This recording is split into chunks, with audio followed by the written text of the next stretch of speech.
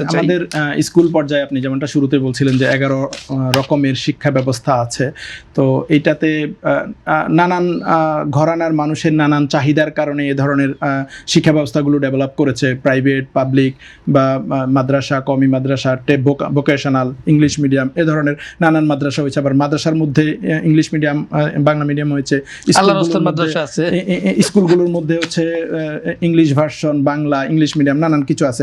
তো প্রাইমারি স্কুলের মধ্যে ভেরিয়েশন আছে। সরকারিগুলো একরকম, কিন্ডারগার্টেন গুলো আরেক রকম, এনজিও গুলো যেগুলো চালায় আরেক রকম, এতিমখানাগুলো যেগুলো সেগুলো আরেক রকম, তো বেসরকারিগুলো আছে। এখন ডেফিনেটলি আমরা যদি একমুখী নিয়ে আসতে পারি, একমুখী মানে কিন্তু যে একদম সবাইকে জোর করে এক জিনিস পড়ানো এরকম না।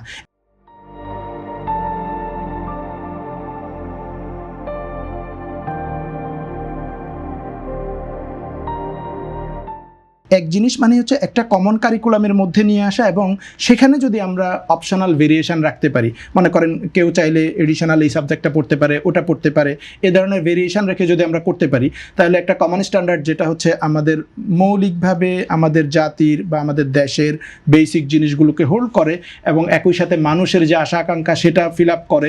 মানুষ জেনারেল এডুকেশন এবং মাদ্রাসা এডুকেশনের কম্বিনেশন, যেমন আলিয়া মাদ্রাসাটা মোরলেস একটা কম্বিনেশন, যে ধরেন কমি মাদ্রাসা একদিকে, ইংলিশ মিডিয়াম বা জেনারেল এডুকেশন একদিকে, আলিয়া মাদ্রাসা অন দ্য মিডল গ্রাউন্ড, যে জেনারেল এডুকেশনগুলো সবগুলো আছে প্লাস কিছু ধর্মীয় সাবজেক্টগুলো আছে।